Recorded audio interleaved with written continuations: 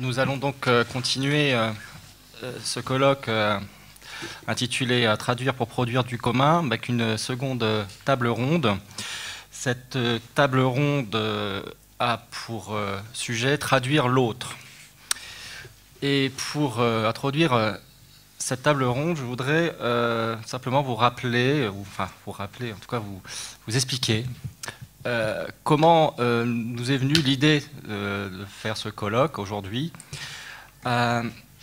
Tout simplement, il y a un an et demi, c'était en avril 2018, ici même, au patronage laïque Jules Vallès, j'avais invité le philosophe François Julien à un cycle de conférences qui s'intitulait « Produire du commun », justement. Et après chaque conférence, il y avait un dialogue. Et sur la conférence intitulée « Le commun », je m'essayais à cet exercice donc, de dialoguer avec François Julien. Et au cours de ce dialogue-là, il avait abordé le sujet de la traduction. Et la traduction comme ressource d'un commun en extension, en essor. Il n'y voyait nullement dans la traduction une complication vers l'accès à l'universel, mais pour lui, il y percevait bien au contraire une action promotrice et je dirais productrice d'universel par ce qu'il appelle, et ce terme je l'emprunte à lui, par sa fonction universalisante. Donc la traduction aurait une fonction universalisante. Et toujours pour lui, la traduction est un geste donc universalisant. Ainsi, dans le fait de mettre à l'œuvre la pensée par la langue, de mettre en vis-à-vis des intelligibilités diverses, la traduction est féconde parce qu'elle ouvre un espace de réflexivité entre deux pensées. Elle est un outil qui permet de faire coïncider une langue dans son idiome, je dirais décoïncider une langue de son idiome, c'est-à-dire de s'aventurer en dehors de sa langue pour n'être plus prise dans son idiotisme. C'est à ce moment alors qu'est née l'idée de ce colloque, et je lui avais dit d'ailleurs en public, je ferai un colloque ad hoc sur la traduction, et je suis fier aujourd'hui de pouvoir le faire avec des intervenants aussi brillants qui étaient là tout à l'heure et qui sont maintenant à côté de moi. Et donc un thème général de ce colloque, traduire pour produire du commun, mais je dirais aussi un thème général qui serait l'éthique à venir pour la traduction. C'est un enjeu d'éthique à venir pour moi, et ça a été dit d'ailleurs tout à l'heure lors de la première table ronde. Et c'est un enjeu contemporain de premier ordre.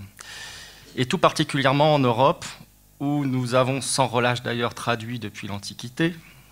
Et en ce sens, c'est pour nous en Europe un savoir-faire qui existe de longue date, et qui a fait tradition, et qui a également produit un héritage, un patrimoine. On en parlera aussi. À ce titre, la traduction ne serait-elle pas la langue de l'Europe, telle que l'avait dit Umberto Eco? Mais face à la commodité paresseuse du globish, il en a été question tout à l'heure aussi, dans la première table ronde, donc face à cette commodité paresseuse, de cette version simplifiée de l'anglais, qui n'utilise que quelques mots, expressions les plus usuelles de cette langue, quelle place a la traduction aujourd'hui ? Quelle place la traduction peut prendre dans un monde globalisé, où tout semble être affaire de communication? Et pour autant, traduire, ce n'est pas seulement communiquer. Cela signifie être au plus près de la pensée, se départir de ses repères, voire en créer de nouveaux. C'est une pratique exigeante et exploratoire qui peut être force d'inspiration pour la citoyenneté à venir. Et donc pour en parler cet après-midi, j'ai invité Esther Line, merci, Yves Chevrel et Nicolas Froliger, qui est à côté de moi aussi. Je vous remercie donc de votre présence.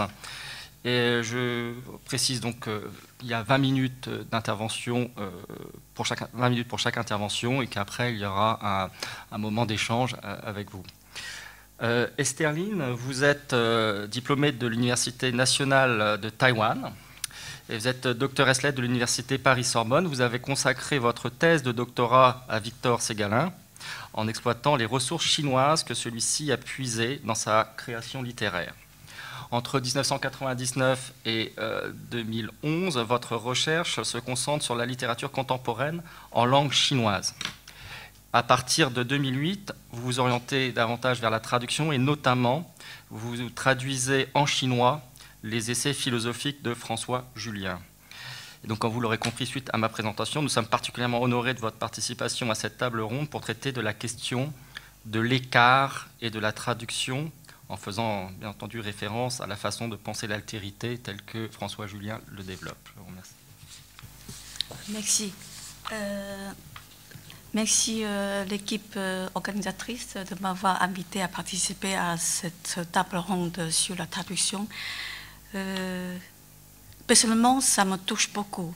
Et en fait, le sujet qui m'étonnait, c'est l'écart et de la traduction. Mais après, j'ai modifié un tout petit peu comme de l'entre et de la traduction. Je pars un point crucial, c'est-à-dire de dénoncer le lieu commun selon lequel la traduction serait une trahison. C'est une vision banale et attristée de ce qu'il est du travail de la traduction, c'est-à-dire de penser la traduction comme perte, de penser un texte traduit comme un texte appauvri, d'évaluer, et donc de penser la traduction comme pis-aller. Il faut penser l'inverse. Penser la traduction comme moment de travail, d'opération, qui remet en chantier le texte premier. La traduction vient effectivement après, mais en même temps, elle permet de remonter plus en deçà, plus en amont de ce que le texte lui-même ne présentait. C'est essentiel. Oui, la traduction vient après. Mais en fait, dans cet après, le texte, par l'opération de traduction, se repense en amont de lui-même et en amont de ce qu'il savait de lui-même. Une formule faisant écart avec la position traditionnelle de traduction-trahison, c'est que traduire n'est pas transposer. Pour reprendre l'idée du philosophe et sinologue François Julien, traduction n'est pas transposition. Bien sûr, traduire conduit à chercher des équivalents. Si je traduis du français vers le chinois, par exemple, je cherche ce qui, en chinois, correspond au mieux au texte français, mais en même temps, qu'on cherche des équivalents, il faut faire entendre ce qui résiste, ce qui échappe à ces équivalents. Traduire, donc, est un mouvement qui n'est pas simple, mais double, qui est à la fois de chercher des équivalences au plus près et de faire apparaître ce qui résiste à ces équivalences et qui fait que le texte de la langue première, originelle, ne se transpose pas dans la langue d'arrivée. Car si l'on recherche pour la traduction seulement les équivalences qu'on obtiendrait à l'arrivée sont toujours bancales, approximatives. Pardon, je viens de Taïwan où j'ai passé 10 jours pour traduire oralement, donc j'ai encore dans décalage horaire. Alors, en porte-à-faux par rapport au texte originel, de ce fait, on ne peut que dire que la traduction est une trahison. Non, la traduction n'est pas une trahison parce qu'elle se situe entre les langues, en faisant entendre la façon dont une langue ne se couche pas sous une autre. Quand une langue se couche sous une autre, la traduction est une trahison. Quand je traduis, qu'est-ce que je fais? Je quitte des possibles d'une langue A pour ouvrir des possibles d'une langue B. Donc, je ferme des possibles et j'en rouvre d'autres possibles. La traduction se situe justement dans l'entre-deux de ces possibles, de façon à ce que ces possibles se réfléchissent les uns les autres. Un exemple, Quand on traduit le passage du boucher Ding dans le Zhuangzi, on utilise des thèmes tels que partie et tout, thèmes attendus dans le français, alors que le texte originel ne les a pas. On cherche des équivalents, des transpositions. Seulement, ça ne correspond pas. Un autre exemple, le tien, chinois le tien, dans le texte chinois ancien, on dit que son équivalent, c'est le ciel. Mais en fait, dans la langue du 4e avant notre ère, 4e siècle avant notre ère, chez Zhuangzi ou Xunzi ou les autres, le tien signifie sponté soi, possessualité, etc. Donc, ce qu'il faut dénoncer, c'est traduire par l'attendu. Après, je vais parler de écart et différence. Traduire, c'est explorer des écarts et promouvoir de l'autre. La différence est l'outil à définition.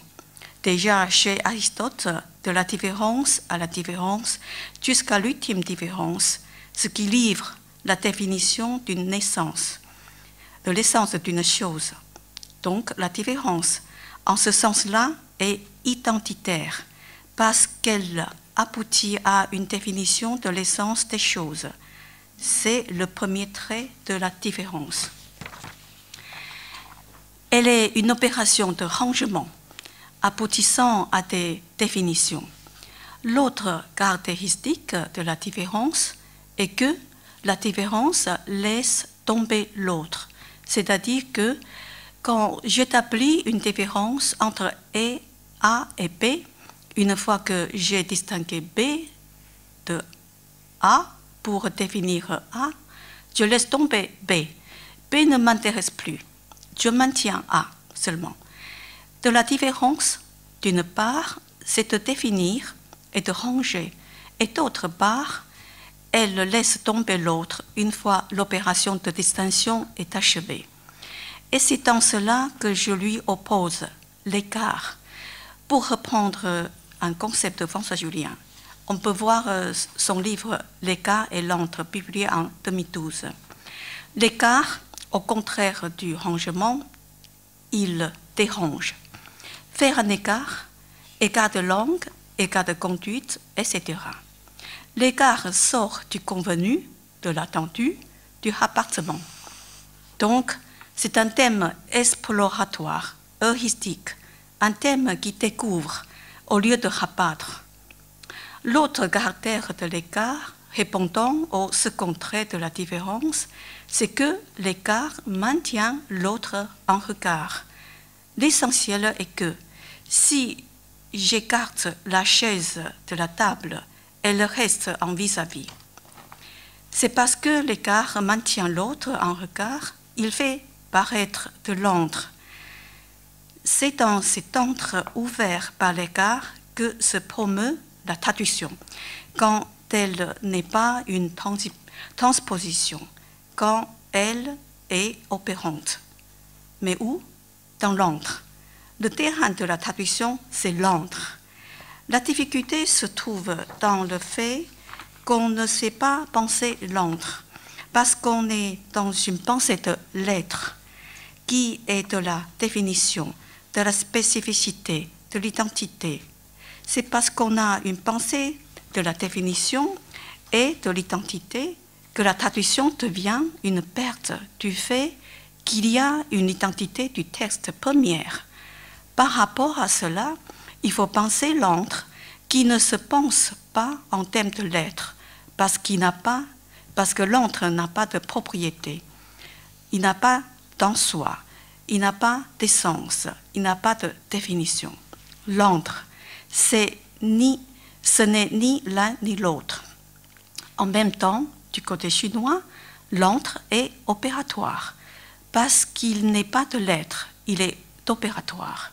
Par exemple, dans la peinture chinoise, l'entre dans les tracés du pinceau, dans les nuages traversant des montagnes et pas au-dessus des montagnes, etc.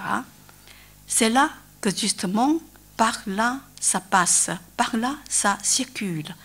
Pourquoi dire que la traduction, c'est travailler l'antre, dans l'antre? Parce que l'antre est le lieu opératoire de la traduction, justement parce que l'antre n'a pas d'être. Il est opératoire. Dans les thèmes de l'être, les choses se définissent et se construisent, mais elles ne sont pas opératoires, comme le permet l'antre de circulation, de passage. Le traducteur est le travailleur de l'antre. Il est entre les langues. Être entre les langues signifie qu'il n'y a pas de métalangue ou d'autres langues. Il n'y a pas de troisième langue. Je traduis, par exemple, du français vers le chinois. Il n'y a pas une langue tiers, une langue au-delà qui serait la langue de référence. Il n'y a ici que deux langues, une langue de départ et une langue d'arrivée. Il n'y a pas une langue qui serait une langue originaire ou une langue modèle. Une langue comme la langue, telle que prétendent le logiciel, la langue de tout cerveau humain, ou par exemple la langue des catégories kantiennes, c'est-à-dire qu'il y aurait une langue logique en amont des langues diversifiées comme elles sont. Il n'y a pas ça. Il n'y a que des langues. Il n'y a pas une langue qui soit une langue commune, soit une langue modèle par laquelle on aurait passé. Pourquoi l'antre?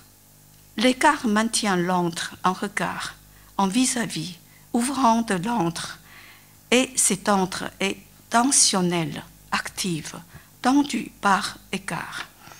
Parce que cet antre ouvert par l'écart est tensionnel, il est opératoire. Il est en tension, et le traducteur travaille dans cette tension entre les langues. Cet antre n'est pas inerte. Il y a vis-à-vis un regard, il est interactif. C'est dans cet antre ouvert par l'écart que se promeut un commun.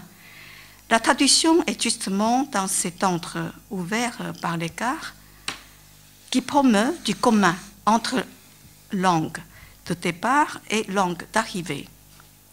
Promouvoir parce qu'il n'est pas donné d'emblée, sinon ça serait une traduction de rabattement. Une traduction où l'on renvoie à des convenus. L'antre crée un espace opératoire faisant passer. Donc, la traduction est une sorte de promotion de commun dans l'antre ouvert par écart, et non rabattement ou transposition d'une langue en une autre. Pourquoi traduire? Traduire n'est pas du tout pour que les gens qui ne connaissent pas une langue étrangère puissent avoir accès à cette langue. C'est pauvre comme vision. D'après Benjamin, la traduction n'est pas seulement une opération de la communication. Ce n'est pas parce qu'on ne sait pas l'allemand qu'il y a une nécessité de traduire Goethe en français. En fait, traduire, c'est donner une seconde vie au texte. Pourquoi seconde vie? Parce que, justement, il y a décalage. Il y a un écart au travail. Donc, il y a une nouvelle initiative qui apparaît. Traduire, c'est donner un nouveau départ au texte. C'est introduire une nouvelle initiative, une nouvelle marge de manœuvre vis-à-vis de ce texte, de ce que ce texte, dans sa langue, s'ignore lui-même. Bien sûr, l'auteur choisit ses mots et ses phrases, mais il ne sait pas à partir de quoi il est choisi. Parce qu'il y a une sorte de donnée première qui est sa langue et qu'il subit, pour laquelle il est relativement passif, même s'il peut choisir des formules. Certes, il a initiative, parce qu'il écrit, mais cette initiative n'est pas vraiment réfléchie. Et c'est par la traduction qu'apparaît la possibilité de réflexion plus en amont de ce qu'il a été écrit. C'est essentiel. Pour dire que la traduction n'est pas une opération seconde, ancillaire, de servante supplémentaire. C'est pourquoi la traduction n'est pas pis-aller. Traduire porte à réfléchir le texte plus en amont de lui-même. Traduire porte à réfléchir le texte plus en amont de lui-même, plus en amont que lui-même ne se connaît. Quand je traduis un texte, par exemple, de François Julien, je sollicite le texte plus en amont que l'auteur ne le fait, parce que l'écart dans le vis-à-vis dévisage le texte à travers la traduction. Donc, traduire porte le texte plus en amont de lui-même, implique de sonder, d'interroger ce qui ne s'interroge pas de lui-même quant à lui-même. Un auteur choisit ce qu'il pense puisqu'il écrit, mais ne sait pas à partir de quoi, à partir de quel parti pris il écrit. Il ne se réfléchit pas dans son impensé, puisque l'impensé est ce à partir de quoi je pense, et par là même, je ne le pense pas. Il ne peut pas le faire, si intelligent le soit l'auteur.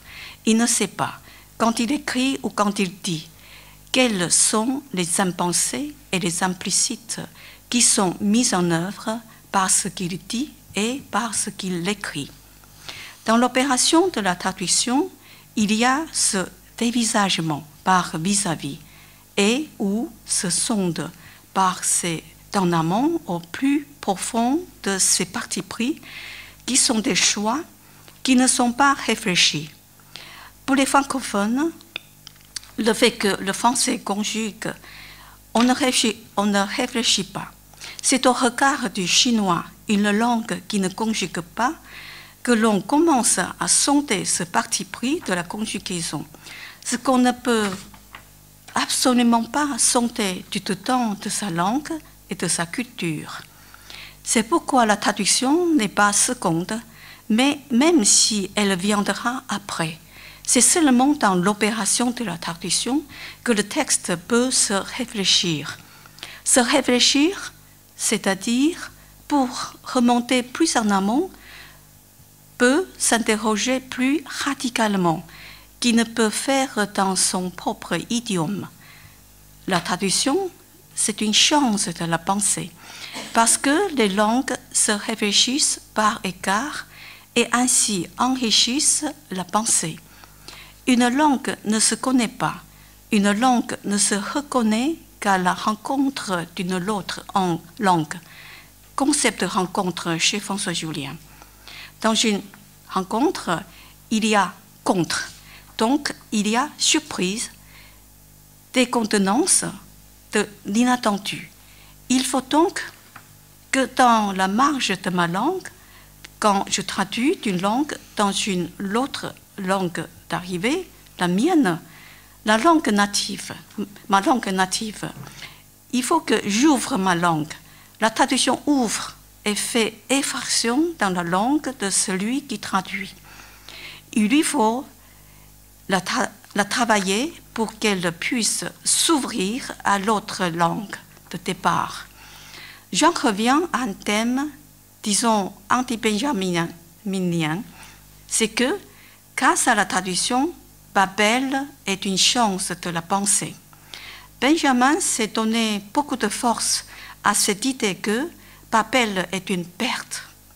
Je répète, Babel est une chance de la pensée. Babel est une perte, c'est une idée de Benjamin, parce qu'il pense la langue dans une fonction de communication. Même s'il dit que ce n'est pas seulement, la communication n'est pas la seule fonction de la traduction. Il faut penser la traduction autrement que dans une fonction de communication. Il faut retourner ce mythe de Babel en pensant que Babel est une chance de la pensée. Donc, Babel n'est pas une malédiction, mais une bénédiction ou une libération. C'est grâce à Babel que la langue se libère de son atavisme et de son idiotisme, comme en français. Quelqu'un d'idiot, c'est quelqu'un qui s'enferme dans sa spécificité et qui n'en sort pas. Les langues peuvent se réfléchir par écart l'une par l'autre. La pensée classique en philosophie qui parle en langue, par exemple Descartes et Kant, n'interrogent pas leur langue. La philosophie se situe dans une universalité qui ignore la spécificité, la singularité des langues. Je pense, je suis. Ces pensées est dit en français latin. J'oppose donc singularité à relativité. Il ne s'agit pas de relativiser les langues, car si l'on relativise, c'est parce qu'on pense qu'il y a une langue commune, une archilangue, une langue modèle. Après quoi se diversifient les langues. Si je pense qu'il y a des langues dans leur diversité et dans leur singularité, c'est bien par leur écart que les langues se dévisagent, donc qu'elles se pensent. C'est dans l'autre langue qu'une langue découvre ses propres ressources. C'est dans l'autre langue qu'une langue peut se découvrir et donc peut s'activer et peut travailler. Par exemple, faire entrer l'allemand dans le français. On ouvre, faire effraction dans la langue française pour la rendre disponible à cet accès à l'autre langue. C'est pourquoi la traduction est opératoire. On travaille à partir du vis-à-vis de leur écart. J'ouvre ma langue pour la rendre disponible aux ressources d'une autre langue. Dans la traduction, ma langue se réfléchit, ce qu'elle n'a jamais fait d'elle-même. Elle ne peut se réfléchir qu'à la rencontre de l'autre, que sollicitée par l'autre. La traduction sollicite ma langue à nouveau frais et la remet au travail, en chantier. Ma langue est remise en chantier par les exigences de l'autre langue, à se retravailler, à se promouvoir à nouveau frais. C'est pour ça qu'il y a un enjeu primordial de la traduction. C'est pourquoi Stéphane Collier a organisé cette rencontre. La traduction est le lieu de l'antre dans lequel les langues se mettent en regard, se travaillent, se remettent en chantier. Je termine par la traduction est une éthique du monde à venir. La traduction est la forme éthique et nous met dans une situation de dialogue, vis-à-vis de dialogue. Dia signifie vis-à-vis, et recherche d'un commun de l'intelligible. De commun, un commun de l'assimilation, ce que fait la traduction transposante. Ce commun d'assimilation est pauvre. Si l'on veut un commun riche, un commun intense, c'est un commun de promotion. Promotion du commun, c'est justement ce que fait la traduction. Au départ, je parlais d'une traduction cherchant des équivalents. C'est une traduction pauvre, donc trahison. Si l'on cherche un commun effectif, la traduction devient éthique. Pour finir, la traduction n'est pas un enjeu secondaire, mais un enjeu premier et même archi-premier, plus originaire que ce qu'on appelle pensée. La traduction fait remonter à une pensée avant la pensée, par mise en regard, par réflexivité. C'est pour ça qu'elle est. Merci de votre attention.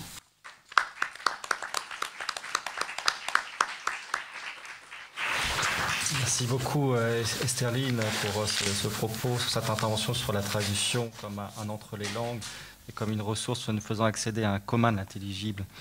Nous allons à présent nous tourner vers un autre aspect de la traduction qui, tout en étant toujours un phénomène universel, n'en demeure pas moins ancré dans une réalité particulière.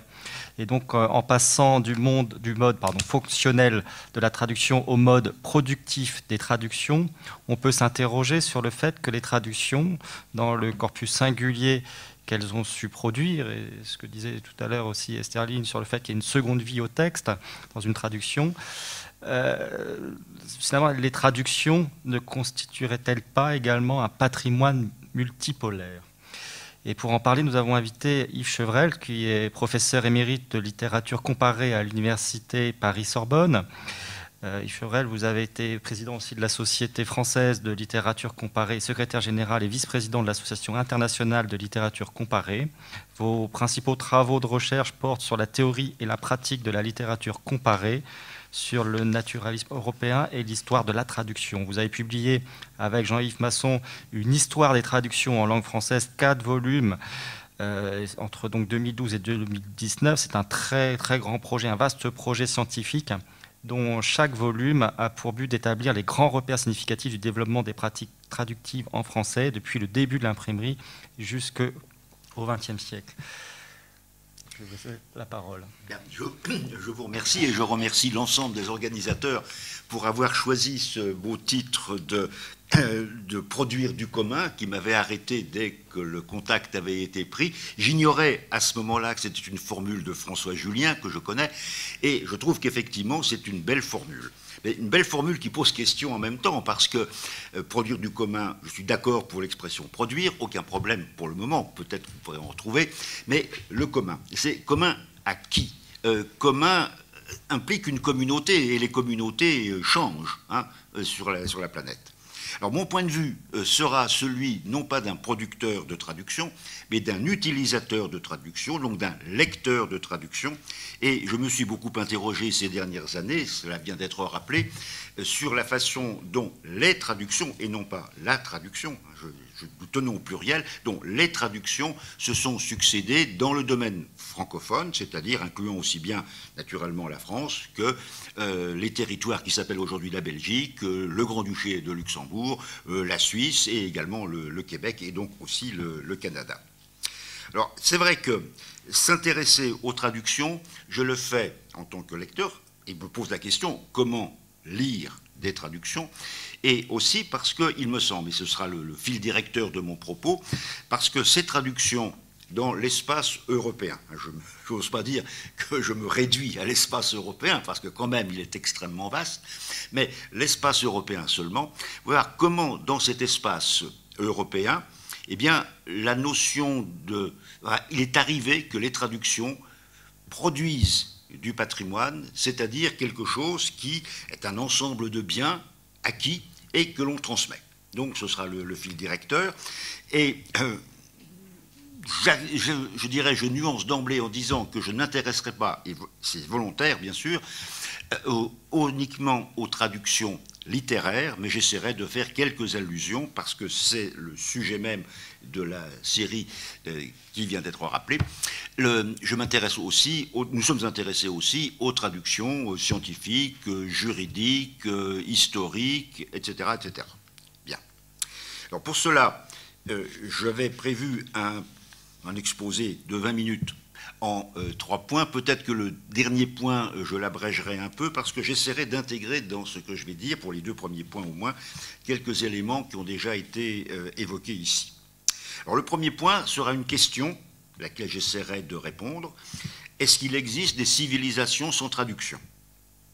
Et le deuxième point sera de voir quelle est aujourd'hui, disons dans le monde, plus particulièrement en France, parce que là aussi les choses changent d'un pays à l'autre, même au temps de l'Union européenne, quel est le statut des traductions? Quel est le statut juridique, politique, éventuellement intellectuel d'une traduction?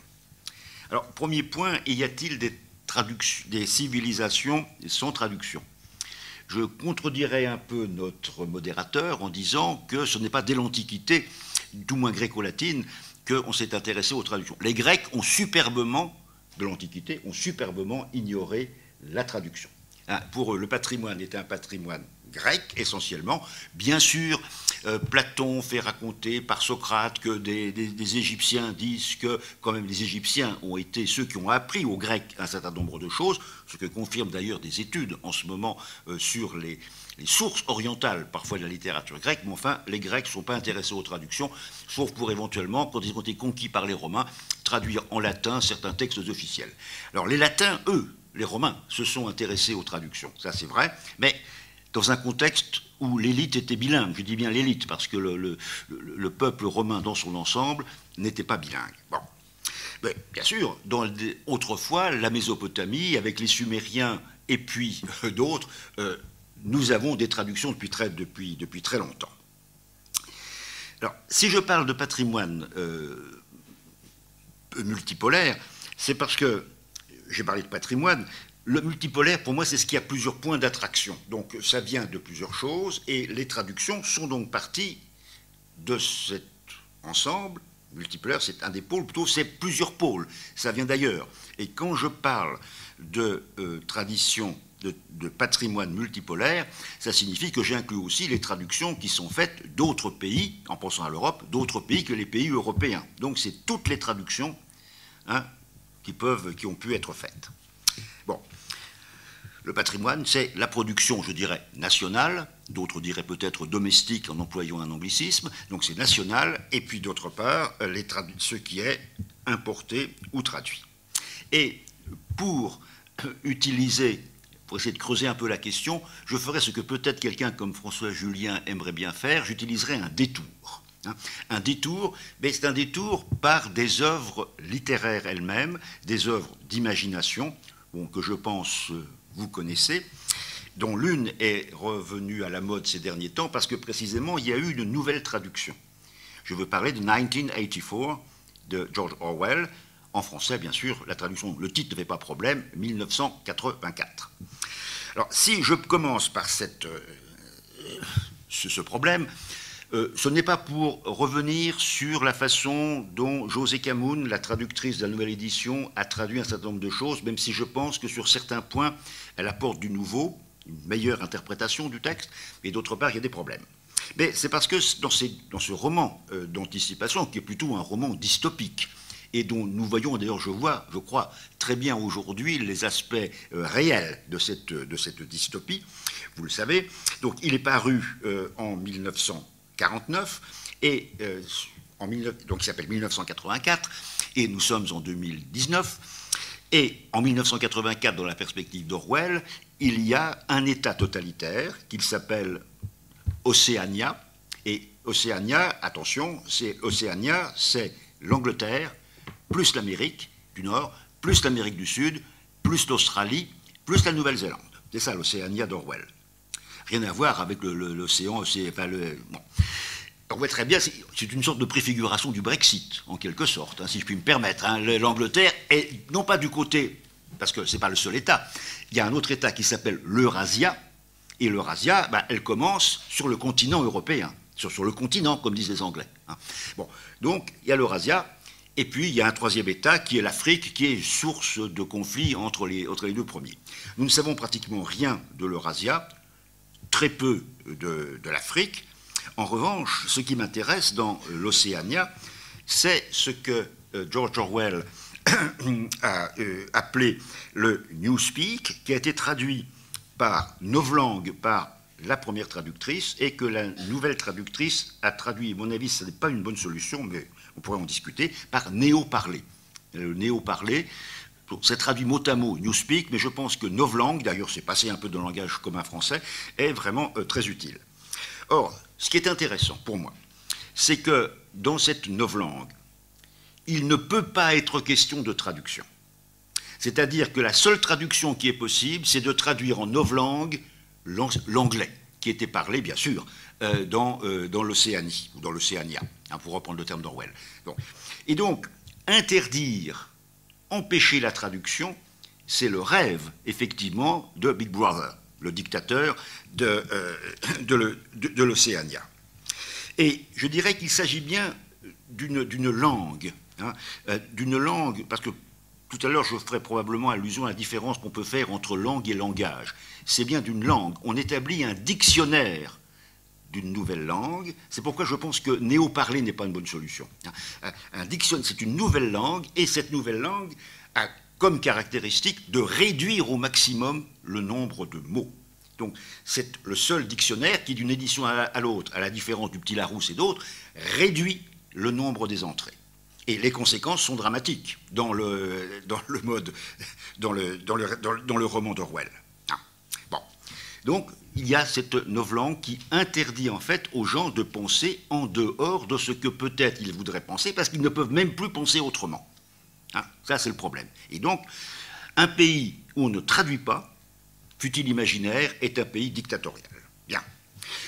Je ferai qu'une brève allusion à l'autre roman d'anticipation. C'est ce qu'on a traduit en français sous le titre « Le meilleur des mondes », « Brave New World » en anglais. Le titre français est une adaptation culturelle à la Voltaire d'un titre qui est lui-même, dans le texte original, une citation de Shakespeare. La tempête, The Tempest, et c'est Miranda qui évoque ce beau monde neuf, en quelque sorte, qu'elle voit apparaître après avoir été tenue à l'écart de tout ça. Or, dans « Le meilleur des mondes », qui a été publié bien avant, c'est 1932, sauf erreur, dans « Le meilleur des mondes », eh bien, il n'y a plus qu'une langue unique. Une seule langue, c'est tout. L'anglais, bien sûr. Comme il est dit d'ailleurs expressément par Huxley, eh bien, le français, c'est une langue morte, le latin est une langue morte, et ajoute les étudiants qui sont avec lui, comme le français, le polonais et les autres langues, quoi. Bon. Alors, évidemment, le meilleur des mondes, c'est aussi une utopie qu'on pourrait qualifier de dystopie. Non. Mais là, on voit, c'est le même système. Est-ce que l'on peut penser dans un État ou dans un monde global, car Brave New World, le meilleur des mondes, c'est un monde global. Il n'y a plus qu'un seul État, il y a un État mondial. Bon. Et à ce moment-là, il y a une seule langue. Quelles sont les conséquences? Eh bien, tout à l'heure, Olivier Manoni parlait de problèmes de manipulation. C'est pour interdire toute manipulation. Un des systèmes mis au point pour empêcher les gens de penser, c'est de dire, mais, bon, je prends les termes de la traduction française, bon existe. Pourquoi dire mauvais? On va dire un bon, tout simplement. Pourquoi dire meilleur? On dira plus bon. Si on veut dire que c'est vraiment encore meilleur que le meilleur, on dira double plus bon. Autrement dit, il y a un mot et puis on travaille dessus. Or, actuellement, il y a un terme qui, je pense, me hérisse un peu, mais qui m'amuse quand je l'entends, c'est le terme inapproprié. N'est-ce pas, tel comportement est inapproprié. C'est approprié, il existait, inapproprié, et bien voilà, il a été créé comme ça. Alors, ceci m'amène à poser aussi la question, sans faire de transition rhétorique trop forte, au problème du statut des textes traduits. Plutôt que statut de traduction, je dirais statut des textes traduits. Alors ici, puisque Hesselin a dit que la traduction n'était pas un objet secondaire, je dirais qu'objectivement, si, quand même, c'est un objet secondaire, parce que s'il n'y avait pas eu un texte original, il n'y aurait pas la traduction. Donc, à mon avis, on ne traduit pas quelque chose qui n'existe pas. Sauf si on est auteur. Mais, encore une fois, je me pose ici en lecteur de traduction, éventuellement en commentateur de traduction, mais pas du tout en auteur de traduction. J'en ai fait très peu. Bon. Donc, ceci m'amène aussi à critiquer un peu la citation qui a été faite, parce que c'est quelqu'un qui est connu, c'est Umberto Eco, la lingua dell'Europa, la traduzione. Bon, la traduction est la langue de l'Europe. Bon, je ne suis pas trop d'accord, parce que la langue de l'Europe, elle existe, en ce sens qu'elle est constituée par l'ensemble des multiples dictionnaires bilingues ou trilingues, c'est ça la langue de l'Europe. Or, étant donné le nombre des États européens, bon, fixons-le à 40 ou à 50, 40 pour l'Europe. Si vous voyez tous les dictionnaires avec les langues qui sont possibles, la factorielle de 40, c'est un nombre qui doit avoir, je ne sais pas, plusieurs millions de chiffres. Donc, elle existe, la langue de l'Europe, mais elle est dans les dictionnaires et aussi dans les grammaires, bien sûr, mais surtout les dictionnaires. Alors, cela étant, je pense que le statut des traductions, le statut de l'objet traduit, mérite qu'on dise deux mots sur la façon dont on peut le considérer en tant que lecteur. Et en tant que lecteur, bon, bien des références ont été citées, je crois que je vais en ajouter une qui n'a pas été faite encore, c'est Schleiermacher. Schleiermacher, c'est-à-dire un philosophe allemand du début du XIXe siècle, qui est souvent repris par Ricoeur, qui lui a déjà été cité, bien sûr, c'est-à-dire que Schleiermacher consiste que, quand on traduit, eh bien, où on va près de l'auteur qui a écrit, de celui qui a écrit, bon, près donc du texte source, ou bien on va près du lecteur, hein, c'est-à-dire texte cible. Et à mon avis, toute traduction se situe forcément sur cet axe-là, avec probablement, et ça nous l'avons essayé de le montrer dans l'histoire des...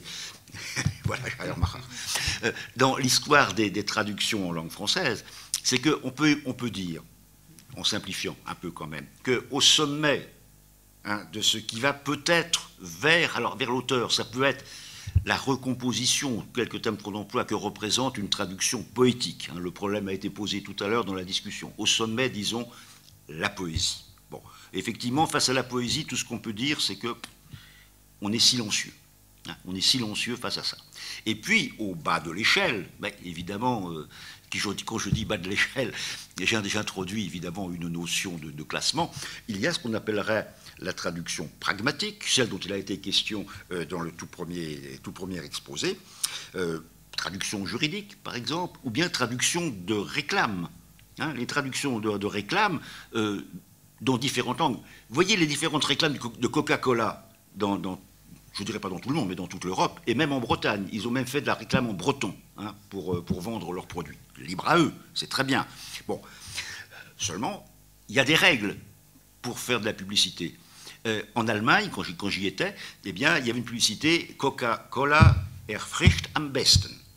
Coca-Cola rafraîchit le mieux. Eh bien, ça a été interdit finalement parce qu'on n'a pas le droit en Allemagne de dire qu'une boisson rafraîchit le mieux. Le mieux par rapport à quoi, hein? Bon, et vous savez que beaucoup de publicités sont sujets à des problèmes, sont sujettes à des problèmes de genre. Donc je pense qu'il y a cette question à se poser de l'axe sur lequel on situe un texte traduit. Et par conséquent, de faire extrêmement attention, lorsque la question avait été posée tout à l'heure, au niveau de langue utilisé par celui ou celle qui a traduit. Bon. Maintenant, cela étant dit, le traducteur, je dirais, m'intéresse moins personnellement que les textes traduits, que les œuvres traduites. Mais la question qui se pose, c'est de savoir à qui appartient le texte de l'œuvre originale et à qui appartient le texte de l'œuvre traduite. Désormais, et c'est récent en Europe du moins, le texte traduit appartient aussi au traducteur, ce qui peut entraîner parfois des conflits, des problèmes. Il y a eu un exemple, nous l'avons cité dans le dernier volume, 20e siècle, Wuthering Heights, hein, les hauts de Hurlevent, qui est, je pense, une très bonne traduction française. Le titre traduit a été considéré par la loi, un tribunal français comme appartenant au traducteur, et donc on ne peut pas le réutiliser. On ne peut pas le réutiliser, sauf quand les droits du traducteur seront expirés. Bon. Résultat, dans la Pléiade, où il y a eu un volume consacré aux sœurs, à la famille Brontë plutôt, eh bien, Wuthering Heights est titré Wuthering Heights. Autrement dit, on a conservé le titre original, peut-être pour éviter de trouver un autre titre, autre que Les Hauts de Hurlevent, qui s'est imposé dans le domaine français, pas seulement à tort, mais à mon avis tout à fait à raison. Donc, il y a tous ces problèmes disons, juridiques qui se posent, et je voudrais juste signaler les difficultés qu'ont rencontrées les négociateurs de la Convention de Berne, fin 19e siècle, au 1886, parce qu'il y a eu des oppositions véhémentes entre deux conceptions. Des gens qui voulaient que finalement la traduction soit toujours considérée comme une sorte de reproduction du texte original, et donc, si on le faisait sans autorisation, c'était une contrefaçon.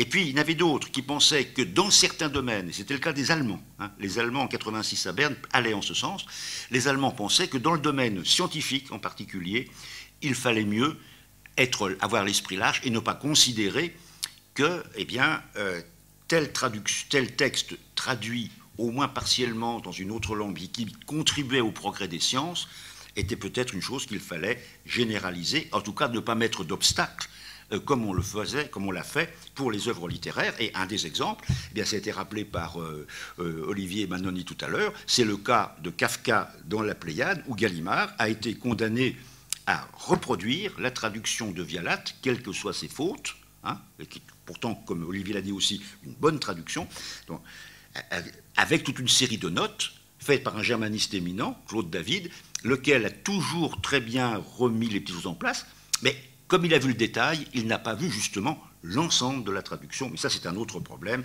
On pourrait en parler éventuellement si cela vous intéressait. Alors, si bien que j'aimerais terminer dans les 3-4 minutes qui me restent avec simplement quelques exemples de problèmes de transmission patrimoniale venant de différents domaines. Il y en a un qui est dans le domaine historique. Je pense qu'un des problèmes d'une écriture de l'histoire, enfin, de ce qu'on appelle des récits nationaux, hein, l'Europe n'a pas de récit national. Est-ce qu'elle peut en avoir un? Je n'en suis pas sûr. Parce que les récits nationaux sont forts. Il y a eu une tentative qui a été faite et qui était réussie pour les 2 derniers siècles, c'est-à-dire depuis le Congrès de Vienne, 1815, jusqu'à l'époque contemporaine. Traduction de manuels français et allemands qui sont pratiquement identiques, l'un en français, l'autre en allemand. Quand je dis identiques, ils racontent les mêmes choses, avec quelques petites variations de vocabulaire. En revanche, il aura été beaucoup plus difficile à ceux qui ont entrepris ce travail de faire une histoire, je dirais, identique ou semblable pour les siècles antérieurs. Et pourquoi? Eh bien, parce que nous avons, alors je parle pour nous en France, parce que j'ai vécu en Allemagne, mais je suis quand même de culture française. En France, pour nous, les 4e, 5e siècles de notre ère, c'est l'époque des grandes invasions, ou des invasions barbares. C'est aussi ce que pensent en général les petits Espagnols, les petits Italiens, parce que j'étais récemment à Madrid où le problème s'est posé. Bon. Mais pour les Allemands, c'est la Völkerwanderung, c'est la migration des peuples. La même époque, hein, la migration des peuples. Résultat, si vous voyez des illustrations qui comptent aussi, il en a été question, en France, quand on parle d'invasion barbare, vous avez en général une illustration qui montre face à vous d'abominables barbares, vêtus de peau de bête ou à peu près, et qui pointe une lance vers vous. En Allemagne, qu'est-ce que vous avez? Vous avez plutôt un chariot traîné par un bon père de famille. Dans le chariot, il y a sa femme et des enfants, et tout cela avance paisiblement. Il est évident que quand on est habitué, comme je l'ai été moi aussi, hein, en France, à parler de grandes invasions, d'invasions barbares, évidemment, ça nous donne une certaine idée du récit national français, bon, et qui peut être exploité facilement, on le voit aujourd'hui. Ça, c'est un exemple tiré des récits nationaux. Maintenant, exemple scientifique. Je voudrais vous poser une question, sans plus, on en parlera peut-être par après. Est-ce que quelqu'un sait ce qu'est une cathète? Une cathète. Bon, c'est un mot qui est utilisé par les petits Allemands pour la démonstration du théorème de Pythagore, tout simplement. Donc ça montre simplement que même les définitions scientifiques, on pourrait dire un peu le théorème de Pythagore, hein, le carré de l'hypoténuse elle est égale au carré est égal au carré des autres côtés. Eh bien, on connaît tous hypoténuse en français, cathète nous ne connaissons plus, parce qu'il a existé, Littré en parle. Littré connaît le mot cathète, nous ne le connaissons plus. Bon. Donc, ce qui prouve même, exemple facile, que même dans le domaine scientifique, il y a des problèmes. Alors, en littérature, j'aurais des tas d'exemples à donner, mais ça, je m'arrête là. L'exemple de Freud est caractéristique. Hein, là encore, Olivier Benoni en a parlé. Alors, je conclus sur le problème suivant. Qu'est-ce que peut apporter une étude des traductions dans la constitution d'un patrimoine culturel européen multipolaire? Certainement pas ce que l'Union européenne, du moins sa présidente, von der Leyen, avait envisagé de faire avec une sous-commission Protecting the European Way of Life. Bon, le fait de remplacer protéger par promouvoir ne me satisfait pas complètement non plus. Bon, enfin, admettons. En tout cas, c'est certainement pas ça. Mais je pense qu'il faut tenir compte des situations des pays, et je parle de l'Europe actuelle, et pas seulement de l'Union européenne, l'Europe actuelle, qu'elle a jusqu'au Caucase ou pas, ça c'est encore un autre problème. Mais je ne pense pas qu'il faille envisager de faire un canon d'auteurs européens en littérature ou de revoir un certain nombre de problèmes de traduction scientifique ou autre. Je m'inquiète quand même de voir que désormais, les traductions scientifiques se font de plus en plus rares, c'est-à-dire qu'il y a de moins en moins de pays dont on traduit en français les productions scientifiques. On a de plus en plus de gens qui écrivent directement en anglais. On voit également des romanciers plutôt populaires qui écrivent en français ou dans d'autres langues européennes, avec l'idée que ça sera traduit en anglais, et quand ce sera traduit en anglais, eh bien, ça sera traduit encore dans d'autres langues européennes, naturellement. Bon. Et donc, il y a tout ça, des inquiétudes actuelles.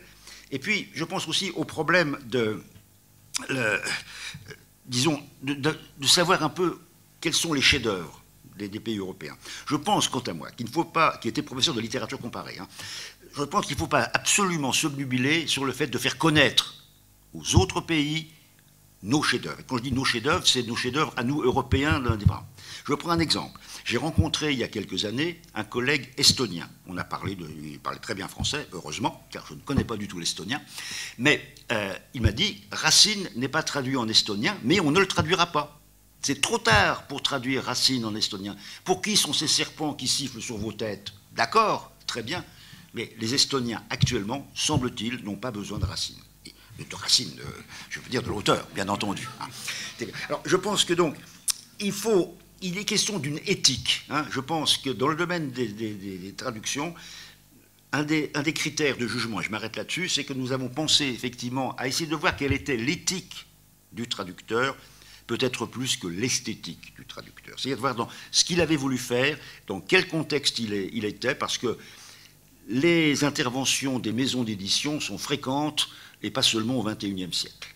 On remplace un mot par un autre, un titre par un autre, là, il y aurait beaucoup à dire. Donc je pense qu'il faut vraiment être attentif, mais surtout, je reviens à cette idée fondamentale, mon dernier mot, un pays qui ne traduit pas est un pays qui file droit à la dictature.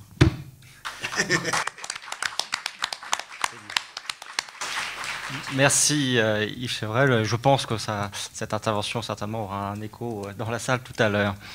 À présent, donc une intervention qui interroge le traducteur dans son devenir. La traductologie évolue, comme vous le savez, et amène les chercheurs à affiner les concepts, voire à en remiser certains. On en a un petit peu parlé lors de la première table ronde, notamment les concepts de trahison, de fidélité, voire même d'équivalence dans la traduction. Mais aussi, le mot traduction lui-même a pris, avec la montée de l'informatique et d'Internet, une extension qu'il n'avait pas auparavant. Et ce changement concerne un certain nombre de domaines. Et dans ces domaines, il y a la traduction automatique ou celle assistée par ordinateur. Alors, on en vient à s'interroger sur la traduction en tant que profession et aussi la traduction en tant que rôle social. Et donc cette question... Quel avenir pour le traducteur? Alors pour nous éclairer sur ce sujet, nous avons invité Nicolas Freuger pour cela. Vous êtes professeur à l'Université Paris 7 Diderot. Vous êtes diplômé de l'École supérieure d'interprètes et des traducteurs et vous avez exercé pendant 17 ans la traduction au sein d'une société de traducteurs. Aujourd'hui, donc, vous êtes professeur à l'Université Paris Diderot et vous êtes également à l'origine de la traductologie de plein champ, une série de colloques internationaux qui ont été lancés en 2007 et qui rassemblent voilà, un panel de spécialistes autour de la question de traduction concrète professionnelle, enseignants, chercheurs et étudiants, sur 3 villes, Paris, Bruxelles et Genève. Et vous êtes également co-directeur du Centre d'études et de traduction et vice-président de l'Association française des formations universitaires au métier de la traduction, que vous avez présidé entre 2014 et 2018. Je vous cède la parole. Merci beaucoup. Je ne sais même plus il y a tellement de choses extrêmement riches que je ne sais même plus par quoi commencer. Je dirais tout d'abord que c'est pas complètement anodin que nous soyons réunis ici par le patronage laïque Jules Vallès. Je ne vais pas insister sur Jules Vallès, je vais insister sur laïque. Et je trouve que c'est une excellente chose. Et ça me... Comment dirais-je, en pensant à ce qui s'est dit depuis le début de cet après-midi, je me suis dit que, en fait, il est assez tentant de recourir aux oppositions pour se positionner. Et que dans ce contexte, on peut dire qu'il y a 2 attitudes possibles face à la traduction, en très gros. Il y a ceux d'un côté qui vont dire toute traduction véritable est en fait impossible, du fait des différences de culture, de civilisation. Et dans ce cas-là, le phénomène décisif sera l'existence d'intraduisibles. On en a parlé. En linguistique, c'est ce qu'on appelle la thèse de Sapir-Whorf. Deuxième attitude, la faculté de traduction et d'intercompréhension, elle est inscrite dans les gènes des êtres humains. Bon, Aurélien Talbot en a parlé là aussi, on pourrait citer le nom de Noam Chomsky. Et dans cette deuxième attitude, la traduction est toujours possible. Et si on raisonne en termes d'opposition, on pourra dire que l'une de ces deux postures mérite d'être qualifiée de laïque. Je vous laisse deviner laquelle. Mais en pratique, il est peut-être raisonnable de subtiliser cette opposition et de dépasser les binaires. Hein. Comme le dit Barbara Cassin, il faut compliquer l'universaire. Il faut compliquer l'universel. Et un de ces binaires, c'est l'opposition entre émotion esthétique et communication en traduction. À partir de là, je vais tout de suite être prudent en disant qu'il y a différents points d'entrée, et on l'a vu d'ailleurs depuis le début de cet après-midi, différents points d'entrée pour parler de traduction. Il y a la culture, il y a la communication, il y a la traduction comme service public, la traduction comme bien commun, la traduction comme rouage de l'économie. Alors, est-ce qu'on parle d'une profession? Est-ce qu'on parle d'une fonction? Est-ce qu'on parle d'une vocation? Mon approche, en tout cas, sera de parler de la traduction comme une profession avec un rôle social. Alors là, normalement, j'avais une belle présentation PowerPoint avec une superbe photo qui représente, que je dois à ma collègue Chris Durban, qui représente un comité directeur de la Société française des traducteurs dans les années 50. Vous n'avez pas la photo sous les yeux, moi oui. Qu'est-ce qu'on y voit? On n'y voit que des hommes qui fument, qui sont tous en costume cravate. Et il y a quand même une femme qu'on aperçoit, et c'est la secrétaire. Ça, c'est qui parlait de la traduction dans les années 50. Est-ce qu'on en est là aujourd'hui? Je ne crois pas. Je ne crois pas. Et heureusement. Heureusement. Donc, je vais revenir donc, sur les évolutions qui nous ont amenés à aujourd'hui et qui nous amèneront peut-être à demain. Mais avant-hier, qu'est-ce qui s'est passé? Eh bien, pendant 2000 ans, il y a eu une domination de la pensée religieuse sur la traduction. La quasi-totalité des grands penseurs de la traduction jusqu'à récemment ont été des traducteurs d'un même texte, la Bible. Avec du coup une tendance à sacraliser le texte source, la parole de Dieu, et cette tendance qui s'est ensuite reportée sur l'approche des textes littéraires. D'où la tentation de considérer que toute la pensée traductologique peut s'ancrer sur la traduction de ce que Antoine Berman appelait les grands textes. Et aujourd'hui encore, on a parlé du problème de définir la traduction. Oui, c'est un problème qui est lié à l'atomisation en fait, de la profession. Il y a, dans le public en général, beaucoup d'idées reçues. Il y a pas mal d'ignorance des réalités. Et puis, il y a, et ça, c'est un problème qu'on rencontre à l'intérieur de la profession, des généralisations hâtives. Parce que chacun raisonne à partir de son point de vue légitime, mais qu'il a tendance à universaliser. Ah, moi, je connais une traductrice qui, il y a 30 ans, quand j'ai fait de la traduction, bon. Du coup, on est quand même assez tenté de dire n'importe quoi, avec une difficulté à se définir dans une situation qui évolue à toute vitesse. Alors, ce que je peux dire en tant que formateur de traducteurs, c'est un point de vue comme un autre, pas plus illégitime, c'est que la traduction aujourd'hui, c'est une profession qui recouvre différents métiers, qui s'est beaucoup diversifiée au cours des 30 dernières années.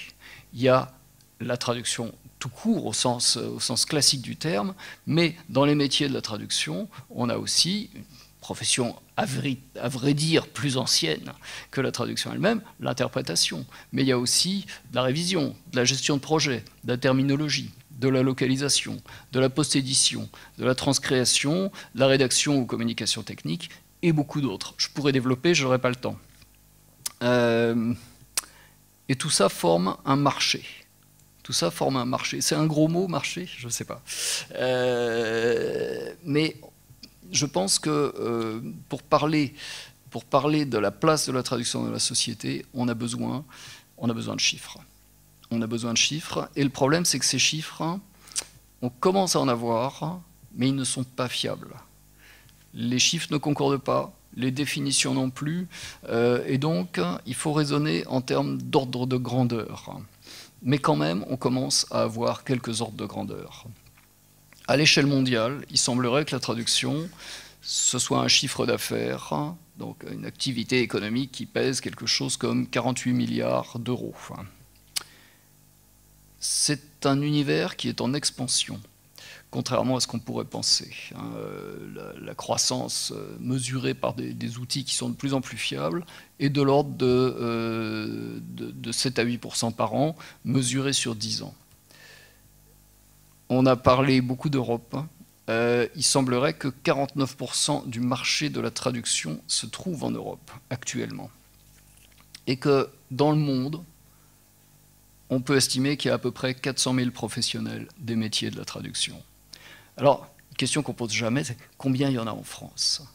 Là encore, c'est très difficile à dire. Le chiffre le plus fiable dont on dispose, c'est autour de 20 000. Autour de 20 000, suite à une enquête de la Société française des traducteurs, mais enquête qui n'a pas été publiée parce que, justement, c'est un petit peu compliqué d'étayer les chiffres dont on dispose. Voilà pour les ordres de grandeur. Puis il y a des tendances. À la différence de la photo que je ne vous ai pas montrée des années 50, aujourd'hui, 70% des femmes, 70% des traducteurs sont des traductrices, en fait. Donc, dans le titre « Quel avenir pour le traducteur ?», on a déjà une réponse. À l'avenir, le traducteur est déjà dans le présent, est une traductrice. On a à peu près 2 tiers d'indépendants. Mais ça fait quand même 1 tiers de salariés, ce qu'on a parfois tendance à oublier, avec des fortes variations selon les pays et les spécialisations. Et on parle d'un univers dans lequel il y a une très grande diversité de statuts, de revenus, de modes d'exercice. Et dans cet univers, la part de l'édition, dont on a beaucoup parlé, c'est entre 3 et 10%. Donc il y a... c'est très très important l'édition, mais c'est une part minoritaire finalement dans le monde de la traduction. Autre phénomène tout à fait conséquent, le diplôme aujourd'hui veut dire quelque chose en traduction. Ce n'était pas le cas il y a 20, 30, 40, 50 ans. Avant, c'était une activité. Aujourd'hui, il y a 60%, enfin en 2015, il y avait 60% des traducteurs qui exerçaient en France qui étaient titulaires d'un diplôme de traduction. C'est déjà 8 points de pourcentage de plus qu'en 2008. Et c'est un monde qui est en plein bouleversement. Dans ce monde, il y a des métiers qui souffrent. L'audiovisuel ne se porte pas très bien en traduction actuellement. Il y a d'autres métiers qui se maintiennent, la localisation, la traduction technique. Il y en a qui se développent. La gestion de projet, la terminologie, la post-édition, le haut de gamme, très important. Et puis, il y a, dans cette profession, il y a des métiers qui cherchent à s'émanciper et à prendre leur distance par rapport à la traduction. Bref, c'est un écosystème qui est complexe. Dans un contexte, et là on en a parlé également, d'accroissement des échanges, dans un contexte de migration qui fait naître de nouveaux besoins, y compris sur des secteurs qui sont peu institutionnalisés. Je pense par exemple, il y a eu une intervention venant de la salle à ce sujet, ce qu'on appelle la traduction, interprétation, médiation, ou la traduction, interprétation de services publics. Ça, c'est un secteur qui est en train d'émerger avec un début d'institutionnalisation. On assiste aussi à un rapprochement des fonctions traduction et interprétation. Alors que pendant très très longtemps, il y avait vraiment des cloisons très très fortes, très très épaisses entre ces deux spécialités. Et puis, même si c'est majoritairement un phénomène européen, la traduction, on observe un bouleversement de la carte mondiale, des formations et de la traductologie. On commence à avoir des associations de formation en Afrique. Je pense au projet PAMSIT, par exemple, donc Pan-African Masters Consortium in Interpretation and Translation, qui est très actif pour qu'il y ait des formations de traduction en Afrique. On peut parler de la Chine, on peut reparler de la Chine. Il y a 15 ans, des formations en traduction en Chine, il y en avait très peu. Depuis 10 ans, il y a 253 masters de traduction qui ont été créés en Chine. On ne me fera pas croire que ça ne va pas un peu bouleverser les choses. Et puis, il y a des grandes évolutions du moment. Il y a ce qu'on appelle les technologies de rupture. Ça a été évoqué à plusieurs reprises, en traduction tout court, les progrès de la traduction automatique neuronale. En interprétation, le phénomène dominant ces derniers temps, c'est l'interprétation à distance qui change beaucoup de choses, et un petit peu partout, y compris en audiovisuel, la reconnaissance vocale, les mégadonnées, ce qu'on appelle en anglais big data. Et comme toujours dans ces cas-là, on observe deux types de réactions. Il y a chez certains, grosso modo les acheteurs de traduction, une exubérance disproportionnée. C'est super, on ne va plus avoir besoin de traducteurs. Et puis chez les autres, qui sont grosso modo réunis dans cette salle, des craintes déraisonnables. Mais alors, plus besoin de traducteurs, qu'est-ce que je vais devenir? Bon, évidemment, c'est plus compliqué que ça. C'est heureusement. Heureusement, on ne va pas vers une ubérisation du marché, ne serait-ce que parce que le modèle économique de Uber, les traducteurs le connaissent depuis 20 ans sous le nom d'une plateforme qui s'appelle Prose, qui existe et qui n'a pas tué le marché. Mais par contre, il y a des besoins de se positionner. Parce que voilà, quand les choses évoluent, il faut essayer de trouver effectivement la formule gagnante. Alors, on a tous des opinions là-dessus.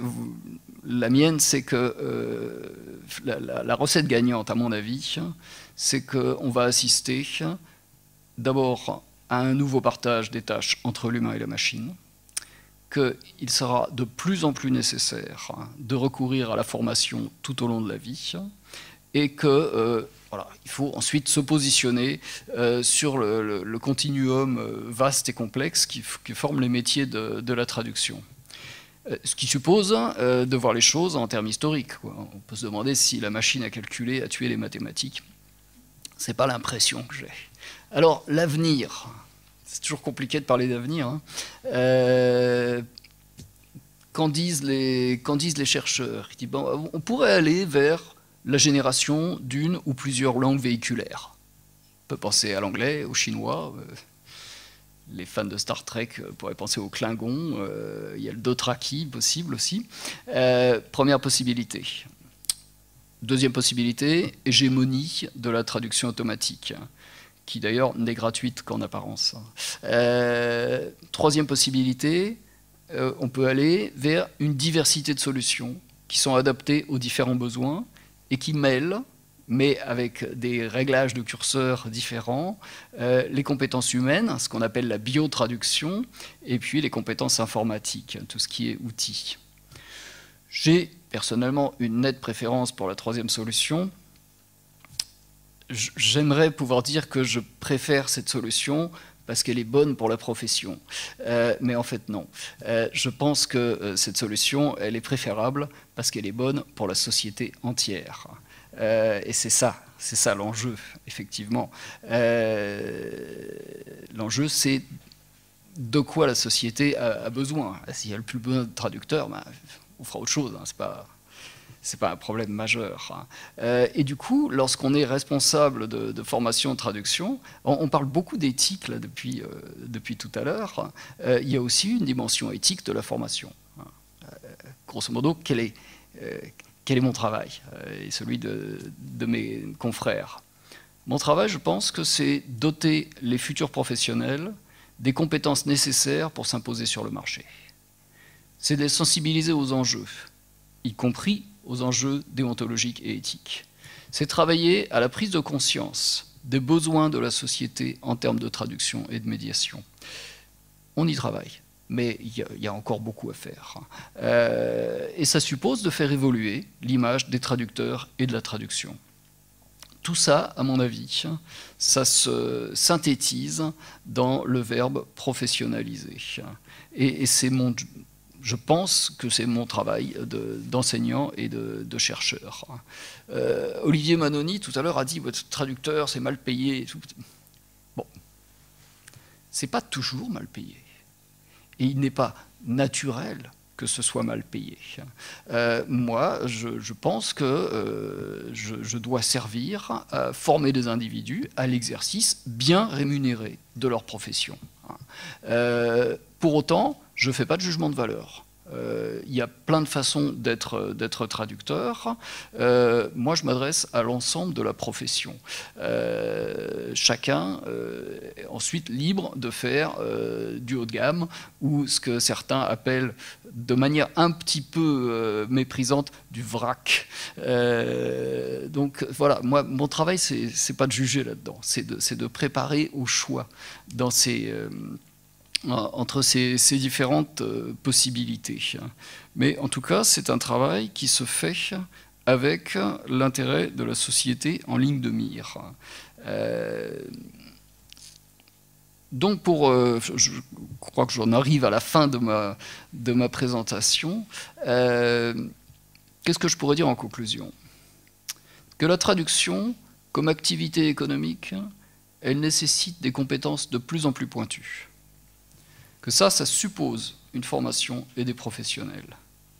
Mais que ce n'est pas contradictoire avec une vision de la traduction comme bien commun de l'humanité.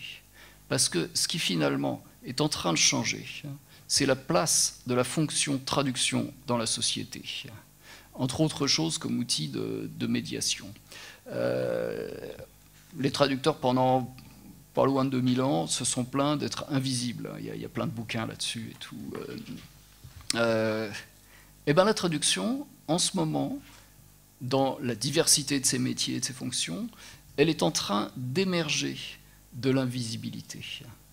Il y a un phénomène qui le montre, qui est très intéressant, c'est combien de romans, combien de films mettent en scène depuis, on va dire, une dizaine d'années, des traducteurs et des interprètes. Il y en a plein, il y en a plein. Jusqu'à il y a une quinzaine d'années, il y avait quoi? Il y a un film de Billy Wilder, je crois, Charade. Puis il y en a peut-être un ou deux autres par-ci, un roman de Jean Echenoz où il y a un interprète à l'ONU. Ce genre de choses, mais voilà, c'est très rare. C'est très rare. Aujourd'hui, c'est quelque chose de courant. Ça veut dire quelque chose. Ça veut dire quelque chose sur la visibilité de la fonction traduction dans la société. Et je crois profondément que tout ça se fait pour le bien de tous. Voilà, je pense que j'ai épuisé mes 20 minutes.